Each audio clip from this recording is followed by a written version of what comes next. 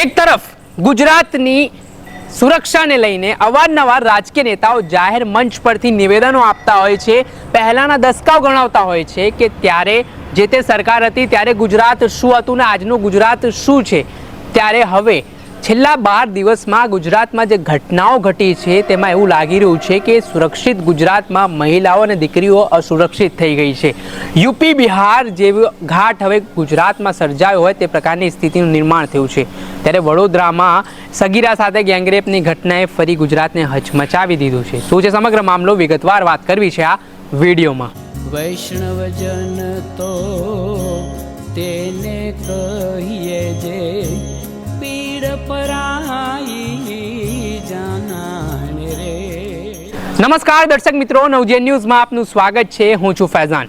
આમ તો ગુજરાતની તુલના એક સુરક્ષિત ગુજરાત તરીકે કરવામાં આવે છે। અહીંયા કાયદા અને વ્યવસ્થાને લઈને ગૃહ રાજ્યમંત્રી હર્ષ સંઘવી અવારનવાર નિવેદનો આપતા હોય છે। કોઈ પણ ચમરબંધીઓને છોડવામાં નહીં આવે તે પ્રકારની વાત પણ તેમના તરફથી કરવામાં આવતી હોય છે। પરંતુ છેલ્લા 12 દિવસથી આપ ગુજરાતના ઘટનાક્રમ ઉપર નજર નાખો તો દાહોદમાં એક 6 વર્ષની સગીર બાળકીનો મામલો હોય, મહેસાણામાં એક સગીર બાળકી સાથે જે ગેંગરેપનો મામલો હોય કે પછી હવે વડોદરામાં પણ આ જ પ્રકારની ઘટના સામે આવી છે, જેના કારણે સમગ્ર ગુજરાત હચમચી ગયું છે। વિપક્ષ પણ કાયદા અને વ્યવસ્થા સામે સરકાર ઉપર સવાલો ઉઠાવી રહ્યો છે કે કયા પ્રકારની પરિસ્થિતિનું તમે ગુજરાતમાં નિર્માણ કર્યું છે કે આજે જે આરોપીઓ છે, જે દુષ્કર્મ આચરી રહ્યા છે, તેટલા બેફામ બન્યા છે કે તેમને કાયદાનો ડર રહ્યો જ નથી। હવે ઘટના બની છે વડોદરાના ભાયલી ગામના લક્ષ્મીપુરા વિસ્તારની, જ્યાં ગઈકાલે મોડી રાત્રિ દરમિયાન 10:30 વાગ્યાની આસપાસ એક સગીર દીકરી પોતાના ઘરે કહે છે હું ગરબા રમવા જઉં છું તેમ કહીને તે પોતાના મિત્ર સાથે ત્યાંથી નીકળે છે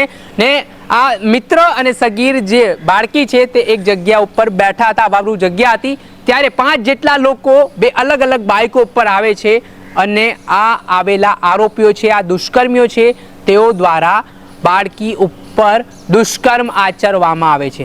જેમાં જે સગીરનો મિત્ર હતો તેને અન્ય 2 જે આ આરોપી હતા તેમણે પકડી રાખે છે અને અન્ય 3 જે આરોપી અલગ હતા તેઓ દ્વારા સગીરા ઉપર દુષ્કર્મ કરવામાં આવે છે।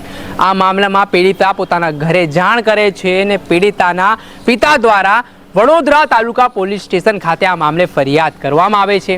સગીરા સાથે ગેંગરેપનો મામલો હોવાથી પોલીસે પણ ખૂબ જ ગંભીરતા દાખવી, જેમાં વડોદરા એલસીબી, એસઓજી, પોલીસના ઉચ્ચ અધિકારીઓ પણ ઘટના સ્થળે દોડી આવ્યા હતા। આ મામલે અલગ ઝીણવટપૂર્વક તપાસ કરવામાં આવી રહી છે અને જે આ 5 આરોપીઓ છે જેમણે ગેંગરેપની ઘટનાને અંજામ આપ્યો છે તેમને પકડવા માટે વડોદરા પોલીસે અલગ અલગ ટીમ પણ કામે લગાડી છે। પહેલા તો આ મામલાને લઈને શું કહી રહ્યા છે વડોદરાના પોલીસ વડા રોહન આનંદ તે સાંભળી લો।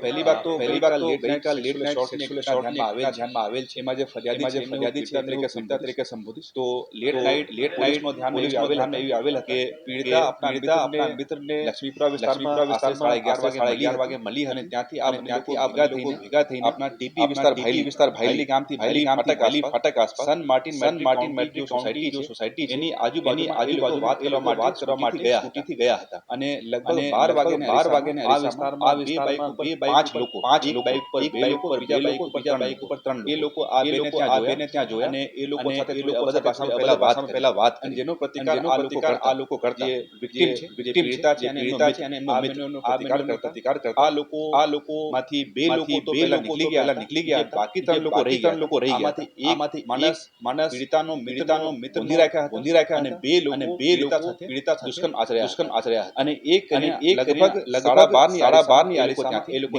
નીકળી ગયા એ પીડિતા પછી થોડા સંતુલિત થઈ આપના મિત્ર સાથે જાણ પણ ત્યાં પહોંચી પહેલા તો જે ઓર્ડન કરવામાં આવી નાશના થી અને સ્થળ ઉપરથી ઘણા બધા એવિડન્સ મળી ગયા છે કે ઘણું અંધારું હતું આ જગ્યા ઉપર આપ લોકો જશો દિવસમાં વાવરૂ વિસ્તાર તો ત્યાં પણ લાઇટ ની હતી તો એ લોકો એસેલેન્ટ જે આરોપીઓ એમની ફેસ વગેરે એ લોકો ખ્યાલ નહીં છે બટ રફલી એ લોકો થોડું કટિંગ બાંધશું હતું એ લોકોની વાતોની શૈલી વગેરે થોડી માહિતી આપી છે જે માહિતી આધારે આપણે લોકો બનાવી આરોપીને હાથ કરવા માટે પ્રયત્ન કરી રહ્યા છે। હા એ માઇનર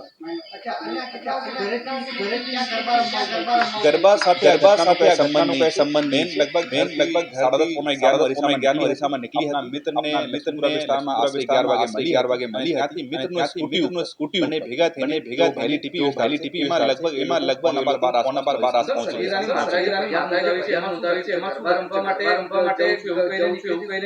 એ આપણા મિત્રને મળવા માટે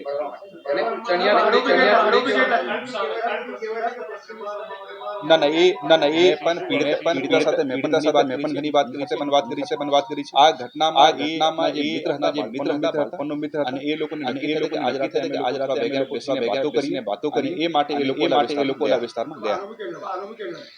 આપણે જો વાત કરી ટોટલ 5 કહેવાય છે. 2 આરોપીમાં માઇનર રોલ છે. માઇનર રોલમાં થોડી અભદ્ર ભાષામાં વહી ગયા. મેજર રોલ 3 આરોપીઓ. આ હતા વડોદરા જિલ્લાના પોલીસ વડા રોહન આનંદ. તેમનું કહેવું છે કે બાળકી ગરબા રમવા માટે નહોતી ગઈ હતી, તે તેના મિત્ર સાથે બેઠી હતી ને આ દરમિયાન આ જે આરોપીઓ છે તેમના દ્વારા દુષ્કર્મની ઘટનાને અંજામ આપવામાં આવ્યું છે. જે મામલામાં અલગ અલગ ટીમો હાલ કામગીરી કરી રહી છે અને ઝડપી આરોપીને પકડી લેવામાં આવશે તે પ્રકારનું આશ્વાસન પણ જિલ્લા પોલીસ વડા દ્વારા હાલ આપવામાં આવ્યું છે. ત્યારે જોવાનું રહ્યું ક્યાર સુધી આરોપી પકડાય છે અને ક્યારે આ પ્રકારની ઘટના ગુજરાતમાં બનતી અટકે છે તે આગામી સમયમાં ખબર પડશે. દર્શક મિત્રો, ત્યાર સુધીમાં બસ આટલો. આવા નવા વિડીયો સાથે આપણે માહિતગાર કરતા રહીશું. એટલે નવજીવન ન્યૂઝની ચેનલને આપ લાઈક કરી લો, સબસ્ક્રાઇબ કરી લો અને શેર કરવાનું ભૂલતા નહીં. વૈષ્ણવજન તો તેને કહીએ જે પીડ પરાઈ